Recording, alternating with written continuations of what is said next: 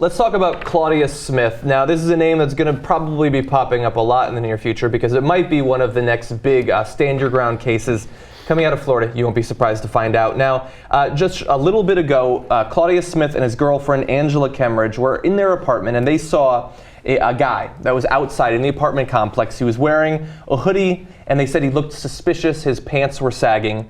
Now, they didn't see that he had stolen anything or anything like that, but Claudius Smith went after him. The guy hopped the fence. Claudius Smith pursued him over the fence into the neighboring apartment complex. Within 2 minutes of that, there were shots fired, and the victim, Ricardo Sanes, a 21-year-old, was dead. Now, Claudius Smith went back to his girlfriend, said that Sanes had tried to rob him, did not mention the shooting. We don't know if Angela followed up with, I heard guns being fired. Doesn't mention the shooting. Doesn't mention it. Just shot Now, eventually, police questioned Claudius Smith. He denied knowledge about the shooting and later confessed, saying that he shot in self-defense. Now, he has been charged with second-degree murder, and we don't know at this point if his claims of self-defense are going to transition into him trying to get stand your ground, but that seems to be the pattern of shootings in Florida. And it's not impossible to think that some of those judges in Florida could give him stand your ground, because in the past, you can follow someone through a neighborhood and get stand your ground. You can go to a car to get your gun, then go back to the fight you were involved in and get stand your ground. It's not that hard to imagine that you can hop a fence and follow a complete stranger who had done, from what you could tell, nothing wrong and still get stand your ground. So two things. The legislators in Florida, they're missing that thing that causes natural shame. They don't understand, like they're not embarrassed that their whole state looks like this backward redneck gun-toting ridiculous place. Like that doesn't bother them at all. Like they would go, hey, yeah, after Trayvon Martin, you think they'd be like, hey, let's fucking fix this already. This is ridiculous. And why are we doing this? And then this is, so I say it won't change until a white guy gets shot. Mm-hmm. When a white guy gets shot by a black guy, and it will be the black guy actually will be able to use stand your ground. You know what I mean? Mm-hmm. So I think that's when they'll switch it. Like when it's legal for a black guy to shoot a white guy, that's when they change the law. I actually? I'll be a little worse on it than you will. It may happen. A black guy will shoot a white guy. They won't give him stand your ground, but they won't change it. They'll be like, it's not for you. They'll keep it for everyone else. You're probably right. All right. So and then they'll all wink at each other. So stand your ground by itself is actually it makes sense to a certain degree. It's the application of stand your ground that's really problematic. So stand your ground basically says that you don't have a duty to retreat when confronted with deadly harm, directed at you. Okay, so that makes sense. I mean, to a certain extent. I do think that if there's a way for you to avoid the harm and avoid the confrontation, you should take that route rather than taking out a gun and shooting someone dead. Mm-hmm. But okay, you want to be, a tough guy state. I get that. But even under that standard, if the person is running away, you can't hunt the person down and shoot them and then claim stand your ground. You didn't stand your ground. You chased someone. You pursued someone. I mean, that's a totally different standard. So I don't know what kind of intention the legislators had when they passed this stand your ground law. But whatever that may have been has been completely perverted by the application of it. Yeah. So on the Trayvon Martin case, I don't think they invoked stand your ground. What they invoked was just self-defense. Well, but as we said at the time, the explanation that the judge gave to the jury implicitly used the language of stand your ground. Correct. They talked about not needing to retreat and all that. So he didn't formally get stand your ground, but when they were talking to the jury about what self-defense is, they framed it as the same definition for stand your ground, which was controversial at the time. Yeah, so on the Trayvon Martin case, I guess the defense was, look, I was pursuing him because I was suspicious of his actions. But then, at one point, he came back and confronted me. He provoked a confrontation. We had a fight. He was beating my ass into the ground.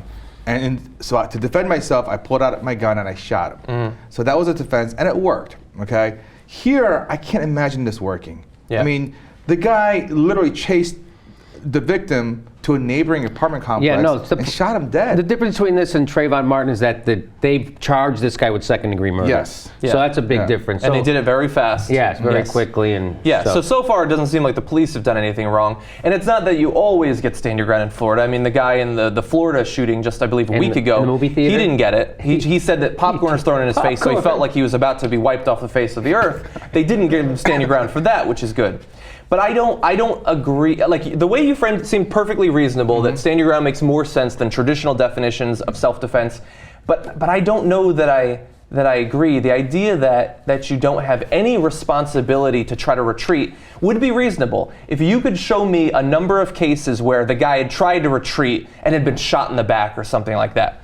But barring those sorts of examples, it seems reasonable to expect people to retreat. And also understand that the people pushing this are conservatives, who supposedly are the party of personal responsibility, which seems to only apply when you're born poor or a minority. It doesn't seem to apply when you go hunting a man down. If you want to be the big guy and you want to hop a fence and go to the next apartment complex, then you become responsible for the outcome of the fight that you hunted down, that you were looking for. And if you want to be a big guy, then that's fine. Go be a big guy in prison, and let's see how big of a tough guy you are there. I think that that's reasonable. You know, I had an uncle. He actually killed a guy. He used a version of stand your ground. He was stealing hamburgers, and so long story short, he tried to stand your ground round, which is a little different than what we were talking about. I didn't know which way you were going to go with that, but from the first word I started laughing, and I was worried that you were going to be serious. Yeah. No, so look, I mean, the stand your ground law evolved out of the old castle doctrine, which is basically someone breaks into your house and they pose an imminent harm to you. You don't have the duty to retreat out of your own home. Hey, this is your Makes home. sense. This is your castle. And then it was expanded and stand your ground to wherever you are lawfully standing. So I mean, if you're there and you're lawfully there, and someone is there to pose a harm, you can stand your ground. You don't have to retreat. And I agree that having the duty to retreat is better for society because it minimizes the amount of harm and death. But even if you say, well, we don't care, we want to live in a place where you can stand your ground. I get that, and if that's what the majority of people want, that's fine. But I just want the application of stand your ground to be sensible, because it's not sensible right now. I mean, you can't chase people down and shoot them and claim stand your ground. You can't go back to your car to get your gun. Right. Okay, if you're going to get your gun, clearly you think violence is a possibility. Yes. Fucking leave. Yes. Go home. Watch Netflix. They just renewed the movies they have. There's a lot of entertaining stuff. There really Don't is. go back and gun a person down. Can I recommend Jimmy Dore's Citizen Jimmy, which was... That would be great. Better than shooting a person, Netflix, I think. Netflix recommended it. They thought I would like it 3 stars. Nice.